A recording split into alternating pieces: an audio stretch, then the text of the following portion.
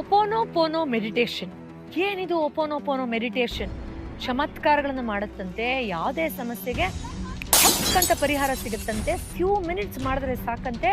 ಎಂತೆಂಥ ಬಂಧನದಿಂದನೋ ಅಥವಾ ಘೋರವಾದ ಸಮಸ್ಯೆಗಳಿಂದನೋ ಹೊರಗಡೆ ಬರ್ಬೋದಂತೆ. ತುಂಬಾ ಪಾಪ್ಯುಲರ್ ಅಂತೆ. ವರ್ಲ್ಡ್ ವೈಡ್ ಯೂಸ್ ಮಾಡ್ತಾರಂತೆ. ನಮಗೂ ಕಲಿಬೇಕು ಅಂತ ಆಸಕ್ತಿ ಇದೆ. ಎಸ್, ಇವತ್ತಿನ ವಿಶೇಷ ಸಂಚಿಕೆಯಲ್ಲಿ ಏನಿದು ಒಪೋನೋಪೋನೋ ಮೆಡಿಟೇಷನ್, ಹೇಗೆ ಮಾಡೋದು, ಯಾವಾಗ ಮಾಡೋದು, ಯಾವ ರೀತಿಯಲ್ಲಿ ಮಾಡೋದು, ಯಾವ ಸಮಸ್ಯೆಗಳು ಮಾಡೋದು, ಎಲ್ಲವನ್ನು ವಿಸ್ತಾರವಾಗಿ ಹೇಳ್ಕೊಡ್ತೀನಿ. ಬನ್ನಿ.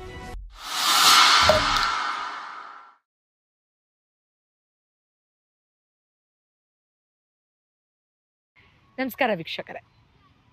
ನಮಗೆ ಬೇರೆ ಬೇರೆ ಸಮಸ್ಯೆ ಬಂದಾಗ ಬೇರೆ ಬೇರೆ ರೀತಿಯ ಪರಿಹಾರಗಳನ್ನು ಹುಡುಕ್ತಾನೆ ಇರಬೇಕು ಅನ್ನೋ ಉತ್ಸಾಹ ಇರುತ್ತೆ. ಅದೊಂದು ರೀತಿಯಲ್ಲಿ ಒಳ್ಳೆಯದೇ. ಬೇರೆಯವ್ರನ್ನ ದೂಷಿಸಿ ಯಾರೋ ಏನೋ ಮಾಡಿದ್ರು ಅಂತ ಸೇಡು ಸಿಟ್ಟಿಗೆ ಒಳಗಾಗೋಕ್ಕಿಂತ ನಾನೇನು ಮಾಡ್ಕೊಳ್ಬಹುದು ಅನ್ನೋ ಆಸಕ್ತಿ ಇದೆಯಲ್ಲ, ಅದು 1000 ಪಟ್ಟು ಉನ್ನತವಾದದ್ದು. ಆ್ಯಂಡ್ ಬ್ರೈನ್ ಕೂಡ ಕೇಳುತ್ತೆ ಹೊಸ ಹೊಸ ರೆಮಿಡಿಯನ್ನು. ಯಾಕಂದರೆ ಅದರಲ್ಲಿ ಒಂದು ಡೋಫಮಿನ್ ಅಂತಾರಲ್ಲ, ಒಂದು ಜೋಶ್, ಅದು ಹೊಸದೇನೋ ಮಾಡ್ತಾ ಇದ್ದೀನಿ ಅಂದಾಗ ಆ ಉತ್ಸಾಹದಲ್ಲಿ ನಮಗೆ ಬೆಟರ್ಮೆಂಟ್ ಆಗುವಂಥ ಚಾನ್ಸಸ್ಸು, ಆ ಎಕ್ಸೈಟ್ಮೆಂಟಲ್ಲಿ ಒಂದು ಕನ್ಸಿಸ್ಟೆಂಟಾಗಿ ಮಾಡ್ಬೋದು ಅನ್ನೋದು ಕೂಡ ಇರುತ್ತೆ. ಅದೇ ಥರನೇ ಈ ಒಪೋನೋಪೋನೋ ಕೇಳಿದವ್ರಿಗೂ ಕೂಡ ಏನಿದು ಅಂತ ತಿಳ್ಕೊಳ್ಳೋಕೆ ಆಸಕ್ತಿ ಇರುತ್ತೆ. ಮೊದಲನೇದಾಗಿ ಈ ಒಪೋನೋಪೋನೋ ಯಾರು ಕಂಡುಹಿಡಿದ್ರು ಏನು ಅಂತ ಒಂದು ಬ್ಯಾಕ್ಗ್ರೌಂಡ್ ಕೊಟ್ಬಿಡ್ತೇನೆ. ಹವಾಯಿ ಅಂತ ಒಂದು ದೇಶ ಇದೆ, ಅಮೆರಿಕ ದೇಶದ ಹತ್ರ. ಅಲ್ಲಿ ಒಬ್ಬರು ಡಾಕ್ಟರ್ ಮಾನಸಿಕ ಅಸ್ವಸ್ಥರು ಒಂದಷ್ಟು ಜನಕ್ಕೆ ಚಿಕಿತ್ಸೆ ಕೊಡಬೇಕಾದ್ರೆ ಎಲ್ಲವೂ ನಾವೇ ಅಟ್ರಾಕ್ಟ್ ಮಾಡ್ತೀವಿ. ಕಳೆದ ಸಂಚಿಕೆಯಲ್ಲೂ ನಾನು ಹೇಳ್ತಾ ಇದ್ದೆ, ನಾವೇ ಕಾರಣಕರ್ತರು. ನಮ್ಮ ಒಂದು ಸರ್ಕಲಿಂದಾನೇ ನಾವು ಆ ಥರದ ಜನರನ್ನು ಅಟ್ರಾಕ್ಟ್ ಮಾಡ್ತೀವಿ. ಅಂದಮೇಲೆ ನಾನೇ ಯಾಕೆ ಈ ಪೇಷಂಟ್ಗಳನ್ನು ನನ್ನ ಲೈಫಲ್ಲಿ ಅಟ್ರಾಕ್ಟ್ ಮಾಡಿರಬಾರ್ದು? ಹಾಗಾದರೆ ನನ್ನ ಮೇಲೆ ವರ್ಕ್ ಮಾಡಿಕೊಂಡ್ರೆ ಇವ್ರಿಗೆ ಪರಿಹಾರ ಸಿಗಬೇಕಲ್ವಾ? ಹಾಗಾದರೆ ಟ್ರೈ ಮಾಡೇ ಬಿಡೋಣ ಅಂತ ಒಂದು ಹವಾಯನ್ ಪ್ರೇಯರ್ ಇದೆ. ಆಧ್ಯಾತ್ಮಿಕವಾಗಿ ತುಂಬ ಇನ್ವೆಸ್ಟಿಗೇಟ್ ಮಾಡೋ, ತುಂಬ ಡೀಪ್ ಅರ್ಥ ಇರುವಂಥ ಒಂದು ಪ್ರೇಯರ್. ಅದ್ರ ಬಗ್ಗೆ ನಾನು ಹೇಳ್ತೀನಿ. ಅದೇ ಒಪೋನೋಪೋನೋ ಅಂದರೆ. ಅದನ್ನು ನಮ್ಮ ಪ್ರಾಕ್ಟೀಸ್ ಮಾಡೋಣ ಅಂತ ಶುರು ಮಾಡ್ಕೊಳ್ತಾರೆ. ನಂದೇನೇನೋ ಜವಾಬ್ದಾರಿ ಅನ್ನೋ ರೀತಿಯಲ್ಲಿ ಮಾಡ್ತಾ ಮಾಡ್ತಾ ಮಾಡ್ತಾ ಚಮತ್ಕಾರಿಯುತವಾಗಿ ಅಷ್ಟೂ ಜನ ವಿಪರೀತವಾಗಿ ಮಾನಸಿಕವಾಗಿ ಅಸ್ವಸ್ಥರಾಗಿರೋರು ಗುಣಮುಖ ಆಗಿ ಹೋಗ್ತಾರೆ. ಡಾಕ್ಟರ್ ಹ್ಯೂ ಲೆನ್ ಅಂತ ಅವರ ಹೆಸರು. ಈ ಅನುಭವವನ್ನು ಇನ್ನೊಬ್ಬರು ಡಾಕ್ಟರ್ ಜೋ ಅನ್ನೋರ ಜೊತೆಲಿ ಸೇರಿಕೊಂಡು ಝೀರೋ ಲಿಮಿಟ್ಸ್ ಅಂತ ಒಂದು ಅದ್ಭುತ ಪುಸ್ತಕವನ್ನು ಬರೀತಾರೆ. ಅದರಲ್ಲಿ ತುಂಬ ಡೀಪಾಗಿ ಇದನ್ನೇ ಎಕ್ಸ್ಪ್ಲೇನ್ ಮಾಡಿದ್ದಾರೆ. ಯಾವ ಥರ ಇತ್ತು ಅವ್ರ ಮನಸ್ಥಿತಿಗಳು, ಇವರು ಹೇಗೆ ಅದ್ರ ಮೇಲೆ ವರ್ಕ್ ಮಾಡಿದ್ರು ಅಂತ. ಸೊ ಆ ಮೆಥಡ್ ಎಂಥದ್ದಪ್ಪ ಅದು? ಅಂಥವ್ರಿಗೆ ವಾಸಿ ಮಾಡಿ ತನ್ನ ಮೇಲೆ ತಾನೇ ಪ್ರೇಯರ್ ಮಾಡ್ಕೊಂಡು ವಾಸಿ ಆಗಿದ್ದು ಅನ್ನೋದು ರಿಸರ್ಚ್ ಆಗುತ್ತೆ. ಪ್ರಪಂಚದಾದ್ಯಂತ ಇದು ಇವಾಗ ತುಂಬ ಪಾಪ್ಯುಲರ್ ಮತ್ತು ಫೇಮಸ್. ರೈಟ್. ಇದರಲ್ಲಿ ಇರೋ 4 simple yet profound beautiful sentences ಏನು ಮೊದಲು ನೋಡೋಣ ಬನ್ನಿ. I am sorry. Please forgive me. Thank you. I love you. ನನ್ನ ತಪ್ಪಾಯಿತು, ಕ್ಷಮಿಸ್ಬಿಡಿ, ಧನ್ಯವಾದಗಳು ಮತ್ತು ಐ ಲವ್ ಯು ಅಂದರೆ ನಾನು ಪ್ರೀತಿಸ್ತೀನಿ ನಿಮ್ಮನ್ನು ಅನ್ನೋದು. ಏನು ಮೇಡಮ್ ಇದೇನಾ ಮ್ಯಾಜಿಕ್ ಮಂತ್ರ ಅಂತ ನಿಮ್ಗೆ ಅನ್ನಿಸ್ಬಹುದು. ಹೌದು. ಇದರ ಒಳ ಅರ್ಥವನ್ನು ತಿಳ್ಕೊಂಡಾಗ ಇದು ಹೇಗೆ ಒಂದು ದೊಡ್ಡ ಮ್ಯಾಜಿಕ್ ಮಂತ್ರ ಆಗುತ್ತೆ ಅಂತ ನಿಮಗೆ ಗೊತ್ತಾಗುತ್ತೆ. ಯಾಕೆಂದರೆ ಇಲ್ಲಿ ನಾವು ಎಷ್ಟೋ ಸತಿ ಅನ್ಕೋತೀವಿ ಅವ್ರು ಏನೋ ಹೇಳ್ತಾರಲ್ಲ, ಆ ಪ್ರೊಸೀಜರ್ಲೇ ಏನೋ ಒಂದು ತುಂಬ ಒಂಥರ ಹೇಗೋ ಅನಿಸುವಂಥ ವೈವಿಧ್ಯಮಯವಾದ ಜಾದು ಇರಬೇಕು ಅಂತ. ಬಟ್ ವೀಕ್ಷಕರೇ, ಒಂದು ದೊಡ್ಡ ರಹಸ್ಯ ಹೇಳ್ತೀನಿ ಕೇಳಿ. ಹಣ ಆಕರ್ಷಣೆಯಿಂದ ಹಿಡ್ಕೊಂಡು ಆರೋಗ್ಯದವರೆಗೂ ಪ್ರೊಸೀಜರ್ಗಿಂತ ಜಾಸ್ತಿ ನೀವೇಗೆ ಇನ್ವಾಲ್ವ್ ಆಗ್ತೀರಾ ಅನ್ನೋದು ತುಂಬ ದೊಡ್ಡ ಡಿಫ್ರೆನ್ಸ್ ಮಾಡುತ್ತೆ. ಸೊ ಇಲ್ಲೂ ಅಷ್ಟೇ ನೋಡಿ, ಎಷ್ಟು ಸಿಂಪಲ್ 4 ಸೆಂಟೆನ್ಸ್ ಅಲ್ವಾ? ಅಂದರೆ I am sorry, please forgive me, thank you, I love you ಅನ್ನೋದು ಏನು ಮೇಡಮ್ ನಾವು ದಿನ ಹೇಳ್ಕೊಂಡು ತಿರ್ಗಾಡ್ತೀವಲ್ಲ ಅಂತ ಅನ್ಸುತ್ತೆ. ಆದರೆ ಇದ್ರ ಹಿಂದೆ ಇರೋ ರಹಸ್ಯ ಏನು ನೋಡೋಣ ಬನ್ನಿ. ಮೊದಲನೇದಾಗಿ ಐ ಆಮ್ ಸಾರಿ ಎಂದಾಗ ಇಮ್ಮಿಡಿಯೇಟಾಗಿ ನಾವೇನು ಮಾಡ್ತಾ ಇದ್ದೀವಿ?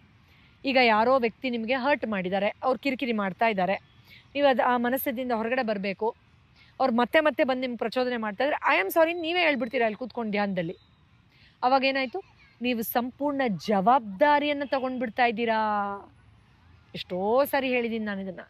ಜವಾಬ್ದಾರಿ ತೊಗೊಂಡ್ಬಿಟ್ಟಾಗ ಏನಾಗುತ್ತೆ? ಆ ಸಮಸ್ಯೆಯನ್ನು ಪರಿಹಾರ ಮಾಡುವಂಥ ಕಂಟ್ರೋಲ್ ನಿಮ್ಮ ಕೈಗೆ ಸಿಕ್ಕಕ್ಕೆ ಶುರುವಾಗುತ್ತೆ. ಆಗ ಹೆಚ್ಚು ವೇಗವಾಗಿ ಪರಿಹಾರವನ್ನು ಕಂಡುಹಿಡ್ಕೊಳ್ಳೋಕ್ಕೂ ಸಾಧ್ಯ ಆಗೋಗುತ್ತೆ. ಜವಾಬ್ದಾರಿ ತಗೊಳ್ಳುವಂಥದ್ದು ತುಂಬ ಆಳವಾದ ಒಂದು ಪರಿವರ್ತನೆ ಆದಾಗ ಮಾತ್ರ ಆಗುವಂಥದ್ದು. ಅದನ್ನು ಇಷ್ಟು ಸುಲಭವಾಗಿ ನಾವು ಮಾಡ್ಬೋದಾಗಿದೆ.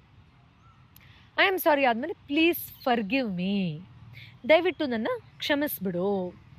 ಇಲ್ಲಿ ಕ್ಷಮಿಸು ಅಂದ ತಕ್ಷಣ ನಾನೇ ತಪ್ಪು ಮಾಡಿದ್ದೀನಿ, ನೀನು ಕರೆಕ್ಟು ಅನ್ನೋದಲ್ಲ ಮನಸ್ಥಿತಿ. ಇಲ್ಲಿ ತಪ್ಪು ನೀನೇ ಮಾಡಿರು, ನಾನೇ ಮಾಡಿರು, ಇದನ್ನ ಹೀಲ್ ಮಾಡ್ಕೊಳ್ಬೇಕು ಅನ್ನೋ ನಿರ್ಧಾರವನ್ನು ಒಬ್ರು ತಗೊಳ್ತಾ ಇದ್ದಾರೆ ಅನ್ನೋದು ಇಲ್ಲಿ ಜಾದು. ಎಸ್, ಈಗ ನೀವೇ ಹೀಲ್ ಆಗಬೇಕು, ನೀವೇ ಅದರಿಂದ ಹೊರಗಡೆ ಬರಬೇಕು, ನಿಮಗೆ ಒಳ್ಳೇದಾಗಬೇಕಾಗಿರೋದು. ಅವರಂತೂ ಅಷ್ಟು ಮೆಚೋರ್ಡ್ ಇಲ್ಲ, ಹೀಲಿಂಗ್ ಮಾಡ್ಕೊಳ್ಳೋಕ್ಕೆ ಅವೇರ್ನೆಸ್ ಇರೋಷ್ಟು. ಹಾಗಿದ್ರೆ ಯಾರ ರೆಸ್ಪಾನ್ಸಿಬಿಲಿಟಿ ತಗೊಳ್ತಾರೆ? ಯಾರಿಗೆ ಲಾಭ ಬೇಕೋ ಅವರು, ಯಾರದು ನೀವು. ಹಾಗಿದ್ಮೇಲೆ ಹೀಲ್ ಆಗಬೇಕು ಅಂತ ನಿರ್ಧಾರ ತೊಗೊಂಡ್ಮೇಲೆ ಆಯ್ತಪ್ಪ ನಂದೇ ಆಗಿದೆ ಬಿಡು, ಮೇ ಬಿ ಹಿಂದಿನ ಜನ್ಮದಲ್ಲಿ ನಾನೇ ಮಾಡಿರ್ಬೋದು, ಅಥವಾ ನಿನ್ನ ಆಕರ್ಷಣೆನೂ ನಾನೇ ನನಗೆ ಗೊತ್ತಿಲ್ಲದೆ ಮಾಡಿರ್ಬೋದು, ಅದರಿಂದ ದಯವಿಟ್ಟು ಕ್ಷಮಿಸ್ಬಿಡು. ಅಂದರೆ ಏನೋ ಇಬ್ಬರಿಗೂ ಹೀಲ್ ಆಗೋಕ್ಕೆ ಒಂದು ಡೋರ್ ಓಪನ್ ಮಾಡ್ತಾ ಇದ್ದೀನಪ್ಪ ನಾನು ಅನ್ನೋದು. ಈಗ ಡಾಕ್ಟ್ರ್ ಹತ್ರ ಹೋದಾಗ ಗ್ಯಾಸ್ಟ್ರಿಕ್ ಆಗಿರುತ್ತೆ, ಡಾಕ್ಟ್ರ್ ಅಮ್ಮಮ್ಮ ಅಂದರೆ ಒಂದೆರಡು ಮಾತು ಬೈತಾರೆ, ಏನೇನೋ ತಿನ್ಬಿಟ್ಟಿದ್ದೀರಾ ಹಾಗೆ ಹೀಗೆ ಅಂತ. ಬಟ್ ಎಲ್ಲ ಲಿಸ್ಟ್ ತೊಗೊಂಬನ್ನಿ, 3 ವರ್ಷದಿಂದ ಎಲ್ಲೆಲ್ಲಿ ಜಂಕ್ ಫುಡ್ ತಿಂದ್ರಿ ಅಂತ ಹೇಳ್ತಾರೆ. ಆಯ್ತಪ್ಪ ಬಿಡು, ಈಗ ಹೀಲ್ ಮಾಡೋಣ ಅಂತ ನೆಕ್ಸ್ಟ್ ಸ್ಟೆಪ್ಗೆ ಹೊರಟೋಗ್ತಾರೆ. ನೀನೇ ತಿಂದ್ಯೋ, ನಿನ್ನ ಫ್ರೆಂಡ್ಸೇ ತಿನ್ಸಿದ್ರೋ, ಬಿಡು ಹೋಗಲಿ ಅಂತ. ಹೌದಲ್ವಾ? Yes, I am sorry, please forgive me, thank you. ನೋಡಿ, ಗ್ರ್ಯಾಟಿಟ್ಯೂಡ್ ಬಗ್ಗೆ ತುಂಬ ವರ್ಷಗಳ ಹಿಂದೆ ನಾನು ನೀರನ್ನು ಮಾತಾಡಿಸಿ ಥ್ಯಾಂಕ್ ಯು ಅಂದಾಗ ಅದ್ರ ಪ್ಯಾಟರ್ನ್ಸ್ ಹೇಗೆ ಚೇಂಜ್ ಆಗುತ್ತೆ ಅಂತ ಹೇಳಿದ್ದೆ, ನೆನಪಿದೆ ಅಲ್ವಾ ನಿಮಗೆಲ್ಲ? ಎಸ್, ಆ ಪ್ಯಾಟರ್ನ್ಸ್ ಚೇಂಜ್ ಆದಾಗ ಆಗುವಂಥ ಒಂದು ಇಂಪ್ಯಾಕ್ಟ್ ಏನಿದೆ ಅದು ಥ್ಯಾಂಕ್ ಯು ಇಂದ ಎಷ್ಟು ಮಹತ್ತರವಾಗಿ ಆಗುತ್ತೆ ಅನ್ನೋದನ್ನು ನಾವು ನೋಡಿದ್ವಿ. ಸೊ ಇಲ್ಲಿ ಥ್ಯಾಂಕ್ ಯು ಅಂದಾಗ ಒಂದು ಡಿವೈನ್ ಓಪನಿಂಗ್ ಆಗುತ್ತೆ ಅನ್ನೋದಂತೂ ಖಾತ್ರಿಯಾಗಿದೆ. ನಮ್ಮ ಹಾರ್ಟ್ ಸೆಂಟ್ರ್ ಓಪನ್ ಆಗುತ್ತೆ, ಒಂದು ಆಧ್ಯಾತ್ಮಿಕವಾಗಿ ನಮ್ಮಲ್ಲಿ ಬೆಳವಣಿಗೆ ಆಗುತ್ತೆ, ಒಂದು ಆ ಪರಮಶಕ್ತಿ ಆಹ್ವಾನ ಆಗೋಗುತ್ತೆ ಧನ್ಯತಾ ಮನೋಭಾವನೆಯಲ್ಲಿ. ನಮ್ಮ ಬ್ರೇನಲ್ಲಿ ನೆಗೆಟಿವ್ ಥಿಂಕಿಂಗ್ ಇರೋರಿಗೆ ಎಷ್ಟು ಜನಕ್ಕೆ ನಾವು ಈ ಹೋಮ್ವರ್ಕ್ ಕೊಟ್ಟಿದ್ದೀವಿ. ಯಾವಾಗಲೂ ನ್ಯಾಗಿಂಗ್ ಮಾಡೋದು, ಕೆಟ್ಟದನ್ನೇ ನೋಡೋದು, ಕೆಟ್ಟದೇ ಮನಸ್ಸಿಗೆ ಬರೋದು, ಯಾವಾಗಲೂ ಕೆಟ್ಟದೇ ಆಗತ್ತೆ ಅನ್ನೋ ಮನಸ್ಥಿತಿ. ಗ್ರ್ಯಾಟಿಟ್ಯೂಡ್ ಪ್ರಾಕ್ಟೀಸ್ ಮಾಡ್ತಾ ಇರಿಪಾ, ಆವಾಗ ಎಲ್ಲದರಲ್ಲೂ ಒಳ್ಳೆಯದನ್ನು ನೋಡೋ ಅಭ್ಯಾಸ ಆದಾಗ ಆಟೋಮೆಟಿಕ್ಲಿ ನೆಗೆಟಿವ್ ಬಿಟ್ಟು ಹೋಗುತ್ತೆ, ಬಿಡಿಸ್ಕೊಳ್ಬಹುದು ಅಂತ ಹೇಳಿದ್ವಿ, ನಿಮಗೆ ನೆನಪಿರಬಹುದು ಅಲ್ವಾ? ಸೊ ಒಂದು divine opening. Thank you. Thank you ಯಾರಿಗೆ? ಎದುರುಗಡೆ ವ್ಯಕ್ತಿಗೆ, ಈ ಸಮಸ್ಯೆಗೆ, ಈ ಅರಿವು ಬಂದಿದ್ದಕ್ಕೆ, ಎಲ್ಲದಕ್ಕೂ, ಆಬ್ಸಲ್ಯೂಟ್ಲಿ ಫಾರ್ ಎವ್ರಿಥಿಂಗ್. ಇನ್ನು ಐ ಲವ್ ಯು ಅನ್ನೋದಕ್ಕೂ ಎಕ್ಸ್ಪ್ಲನೇಷನ್ ಕೊಡಬೇಕಾ ನಾನು?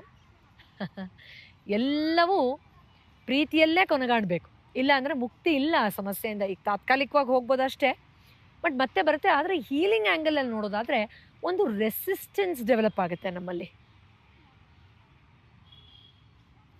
ಈ ಸಮಸ್ಯೆಯಿಂದ ಹೊರಗಡೆ ಬರಬಾರ್ದು, ಹೀಗೆ ಇರಬೇಕು. ಅದಕ್ಕೆ ಕೆಲವು ಸತಿ ಎದುರುಗಡೆ ಸುಮ್ಮನೆ ಆದರೂ ನಾವೇ ಕೆಣ್ಕೊಂಡು ಹೋಗ್ತಾ ಇರ್ತೀವಿ. ಅಂದರೆ ಸಮಾಧಾನಕರವಾದ ಹೀಲಾಗೋ ಸ್ಟೇಟಿಗೆ ಹೋಗಬೇಡ ಅಂತ ಮೈಂಡೇ ನಮ್ಮ ವಿರುದ್ಧ ಪ್ರೋಗ್ರಾಮ್ ಆಗೋಗಿರುತ್ತೆ. ಇದನ್ನು ನಾವು ಒಪ್ಕೊಳ್ಳಲ್ಲ, ತುಂಬ ಜನಕ್ಕಿದಿರುತ್ತೆ.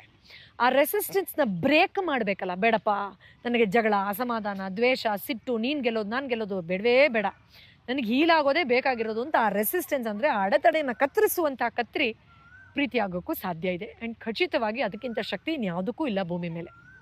ಈ ರೆಸಿಸ್ಟೆನ್ಸ್ ಅಂದರೆ ಎಷ್ಟೋ ಸತಿ ನನ್ನ ಕ್ಲೈಂಟ್ಸ್ಗಳು ಹೀಲಿಂಗ್ ಬರಬೇಕಾದ್ರೆ, ಮೇಡಮ್ ಯಾವತ್ತೂ ಗಾಡಿ ಕೈ ಕೊಟ್ಟಿಲ್ಲ, ಪಂಚರ್ ಆಗೋಯ್ತು, ಅಯ್ಯೋ ನಮ್ಮ ತಂದೆ ಹುಷಾರಿಲ್ದಂಗೆ ನೋಡೇ ಇಲ್ಲ ನಾವು, ನಾನು ಹೀಲಿಂಗ್ ಅಪಾಯಿಂಟ್ಮೆಂಟ್ ತೊಗೊಂಡೆ, ಒಂದು ವಾರದಿಂದ ನಮ್ಮ ಅಪ್ಪಂಗೆ ಹುಷಾರಿಲ್ಲ, ಕ್ಯಾನ್ಸಲ್ ಆಗೋಯ್ತು. ಅಂದರೆ ನಮ್ಮ ಮನಸ್ಸೇ ಒಳ್ಳೆಯದನ್ನು ಅಟ್ರಾಕ್ಟ್ ಮಾಡದೇ ಇರೋ ಥರದ್ದು ಅಡೆತಡೆಗಳನ್ನು ಹಾಕ್ಕೊಳ್ತಾ ಹೋಗುತ್ತೆ. ಬಿಕಾಸ್ ಆ ವಿಚಾರಗಳು ನಮಗೆ ಪರಿಚಯ ಇಲ್ಲ. ಕಳೆದ ಸಂಚಿಕೆಯಲ್ಲೇ ಇದ್ರ ಬಗ್ಗೆ ವಿಸ್ತಾರವಾಗಿ ಮಾತಾಡಿದ್ದೆ, ಪ್ರಾಬ್ಲಮ್ ಸರ್ಕಲ್ ಅಂತ. ನೋಡಿಲ್ಲ ಅಂದರೆ ದಯವಿಟ್ಟು ಆ ವಿಡಿಯೋನ ನೋಡಿ ಮೊದಲು. ಸೊ 4 ಸೂತ್ರಗಳು ಏನೋ: I am sorry, please forgive me, thank you ಮತ್ತು ಐ ಲವ್ ಯು. ಏನು ಅಂತ ಗೊತ್ತಾಗೋಯ್ತು ನಿಮಗೆ. ಇದನ್ನೇ ಡಾಕ್ಟರ್ ಹ್ಯೂ ಅವರು ಪ್ರಾಕ್ಟೀಸ್ ಮಾಡಿದ್ದು. ಇದೇ ಒಪೋನೊಪೋನೋನ ಪ್ರೇಯರ್ ಅಂತ ಗೊತ್ತಾಗೋಯ್ತು ಇವಾಗ ನಿಮಗೆ. ಸರಿ ಮೇಡಮ್, ಹೇಗೆ ಮಾಡೋದು, ಯಾವುದಕ್ಕೆ ಮಾಡೋದು? ಎಸ್, ಯಾವುದಕ್ಕೆ ಬೇಕಾದ್ರೂ ಮಾಡಬಹುದು. ನಿಮ್ಗೆ ಯಾವುದೋ ಕೆಲಸ ಅಡೆತಡೆ ಆಗ್ತಾ ಇದೆ, ಅನಾರೋಗ್ಯ, ಸಂಬಂಧಗಳು ಸರಿ ಇಲ್ಲ, ಕೆಲಸ ಸಿಗ್ತಾ ಇಲ್ಲ, ಏನು ಪ್ರಾಬ್ಲಮ್ ಅಂತ ಬಂದಿದೆಯಾ, ಆ ಪ್ರಾಬ್ಲಮ್ನೇ ಒಂದು ಎನರ್ಜಿ ಥರ ನೋಡೋದು. ವ್ಯಕ್ತಿಯಿಂದ ಪ್ರಾಬ್ಲಮ್ ಬಂದಿದೆಯಾ, ಆ ವ್ಯಕ್ತಿಗೆ ಹೇಳುವಂಥದ್ದು. ಸೊ ನೀವೇನು ಮಾಡ್ತೀರಾ? ಸಂದರ್ಭನೋ, ವಿಷಯನೋ, ವ್ಯಕ್ತಿನೋ, ವಿಚಾರನೋ, ಏನು ಬೇಕಾರಾಗಿರಬಹುದು, ಅದನ್ನು ಮನಸ್ಸಲ್ಲಿ ಇಟ್ಕೊಂಡು ಅದಕ್ಕೆ ಹೇಳ್ತೀರಾ. ಏನು? ಐ ಆಮ್ ಸಾರಿ, ಗೊತ್ತಿಲ್ಲ ನಾನು ತಪ್ಪು ಮಾಡಿದ್ದೀನಿ, ಪ್ಲೀಸ್ ಫರ್ಗಿವ್ ಮೀ, ನಾನು ಕ್ಷಮಿಸ್ಬಿಡು. ಯಾವುದಕ್ಕೆ? ನನ್ನ ಅಜ್ಞಾನಕ್ಕೆ, ನಿನ್ನ ಆಕರ್ಷಣೆ ಮಾಡಿದ್ದಕ್ಕೆ, ಅಥವಾ ನಿನ್ನ ಜೊತೆ ಜಗಳ ಮಾಡಿದ್ದಕ್ಕೆ, ಅಥವಾ ಇದರಿಂದ ಹೊರಗಡೆ ಬಂದರೆ whatever it is. Thank you. ಅಯ್ಯೋ, ಎಂತೆಂಥ ವೈವಿಧ್ಯಮಯವಾದ ಪಾಠಗಳನ್ನು ನಾನು ನಿನ್ನಿಂದ ಕಲ್ತಿದ್ದೀನಿ. ಈ ಸಮಸ್ಯೆ ಮೂಲಕ ಎಷ್ಟು ದೊಡ್ಡ ಓಪನಿಂಗ್ ನನ್ನ ಲೈಫಲ್ಲಿ ಆಗ್ತಾ ಇದೆ, ಮತ್ತು ಆಗಲೇ ಹೇಳಿದ ಕಾರಣ. ಮತ್ತು ಐ ಲವ್ ಯು. ಇದನ್ನು ರಿಪಿಟೇಟಿವ್ ಆಗಿ I am sorry, please forgive me, thank you, I love you, I am sorry, please forgive me, thank you, I love you, I am sorry, please forgive me, thank you, I love you, I am sorry, please forgive me, thank you, I love you. ಕನ್ನಡದಲ್ಲೂ ಹೇಳ್ಬೋದು. ಈ ಥರ ನಮಗೆ ಸಮಾಧಾನ ಆಗುವಷ್ಟು 15, 20, 30 ಸತಿ chanting ಥರ ಆ ವ್ಯಕ್ತಿ ಎನರ್ಜಿ ಸಂದರ್ಭನ ಮುಂದೆ ಇಟ್ಕೊಂಡು ಮುಕ್ತರಾಗುವಂಥದ್ದು, ಬೇರ್ಪಡೆ ಮಾಡ್ಕೊಳ್ಳೋದು, ಮುಕ್ತಿಯನ್ನು, ಫ್ರೀಡಮ್ನ ಪಡೆಯುವಂಥದ್ದು. Experiencing the deep profound freedom from that problem. ಹೌದಲ್ವಾ? ನಾವು ಹಿಂದಿನ ಸಂಚಿಕ್ತ ಕರ್ಮ ಬಗ್ಗೆ ಒಂದು ವಿಡಿಯೋ ಮಾಡಿದ್ದೆ, ನೀವು ನೋಡಿರ್ತೀರಾ. ಪ್ರಾರಬ್ಧ ಕರ್ಮದಿಂದನೋ ಈ ಜನ್ಮದ ಕರ್ಮದಿಂದನೋ ನಮ್ಮ ಆಲೋಚನೆಯಿಂದನೋ ಸಮಸ್ಯೆ ಅಟ್ರಾಕ್ಟ್ ಮಾಡಿದ್ಮೇಲೆ ನಮ್ಮದೇ ಜವಾಬ್ದಾರಿ ಆಗುತ್ತೆ ಅಲ್ವಾ? ಎಸ್. ಯಾವಾಗ ಬೇಕಾದ್ರೂ ಮಾಡ್ಬೋದು. ರಾತ್ರಿ ಮಲಗೋಕ್ಕಿಂತ ಮುಂಚೆ, ಬೆಳಗ್ಗೆ ಎದ್ದ ತಕ್ಷಣ ಸೂಕ್ತವಾದ ಸಮಯ. ಅದು ಕೂಡ ಯಾಕೆ ಅಂತ ತಿಳಿಸ್ಕೊಟ್ಟಿದ್ದೀನಿ ನಾನು. ಬೆಳಗ್ಗೆ ಎದ್ದ ತಕ್ಷಣ ಬ್ರೈನ್ ಆಲ್ಫಾ ಸ್ಟೇಟಲ್ಲಿರುತ್ತೆ, ರಾತ್ರಿ ಕೂಡ ಸಹಜವಾಗಿರುತ್ತೆ. ಸೊ ಬೇಗ ನಿಮ್ಮ ಸಬ್ಕಾನ್ಷಿಯಸ್ಗೆ ಅದು ತೊಗೊಳ್ಬಹುದು ಅಂತ. ಇನ್ನು ಕಿರಿಕಿರಿ ಆದಾಗ ಕಣ್ಣು ಮುಚ್ಕೊಂಡು ಮಾಡ್ಬೋದಾ ಮೇಡಮ್ 2-3 ಸತಿ? ಖಂಡಿತ ಮಾಡ್ಬೋದಪ್ಪ. ಓಕೆ ವೀಕ್ಷಕರೇ, ಈ ಒಪೋನೋಪೋನೋ ಮೆಥಡ್ನ ನಿಮಗಿರೋ ಯಾವುದೋ ಸಮಸ್ಯೆಗೆ ಒಂದು 50-60 ಸತಿ ದಿನಾಗಲೂ ಒಂದು 10-20 ಟೈಮ್ಸ್ ಅಥವಾ ನಿಮಗೆ ಅನುಕೂಲ ಮಾಡಿ ಒಂದು ವಾರ 15 ದಿನ ಪ್ರಾಕ್ಟೀಸ್ ಮಾಡಿ.